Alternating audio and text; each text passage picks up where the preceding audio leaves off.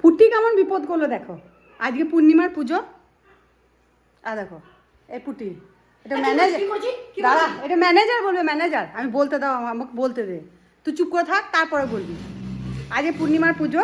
কাকু আমার ঘরে 12 মাস আসে। তাহলে 12 মাস যে যার ঘরে আসে তার তো অধিকার আছে যে সে যখন বলবে তখন পুজো করানোর। হ্যাঁ, মা ভোর থেকে এসে আস্তে আস্তে কাজ করে, অ্যাজমার পেশেন্ট। কত কষ্ট করে জোগাড়জান্তি করলো, কারণ আমি করতে পারবো না। কত কষ্ট করে করলো মা, সব জোগাড়জান্তি করলো। ও দুবো ঘাস তুলে দিল। কাকু ঠিক ঘরের দুয়ারের কাছে এসেছে, আর আমার মা গেছে নারকেল কুটতে। আমি কাকুকে দেখে হ্যালো করে দিয়েছি যে কাকু চলে এসছে, নারায়ণকে নামাবে, স্নান করাবে, এসব অনেক কিছু কাজ আছে, তখন কে নারকেলটা দেওয়া হয়ে যাবে। আমি ফোনটা করেছি মাকে, মা হন্তদন্ত করে আসছে নারকেলটাকে নিয়ে। অ্যাজমার পেশেন্ট, বলতে দে। খচ দেখছি ওর কথাটা বেরিয়ে যাচ্ছে। অ্যাজমার পেশেন্ট কত কষ্ট করে করতে করতে করতে করতে আসছে নারকেলটাকে নিয়ে।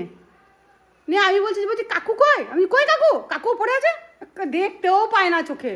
বলছে নাই, অত কানা হই নাই, কাকু নাই। আমি বলছি পুটি কাকু কোথায় গেল? আমি ঘুরিয়ে দিয়েছি।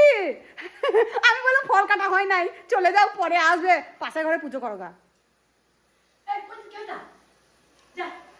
মানে ম্যানেজার, ও আমার ম্যানেজার, ঘরের ম্যানেজার। সমস্ত কিছু যা কিছু দরকার পড়বে ম্যানেজারের সাথে কথা বলবে। কি বাহাদুরি, কি বাহাদুরি! ঠাকুরটা বামুন ঠাকুরকে ঘুরিয়ে দিয়েছে গো এই মালটা।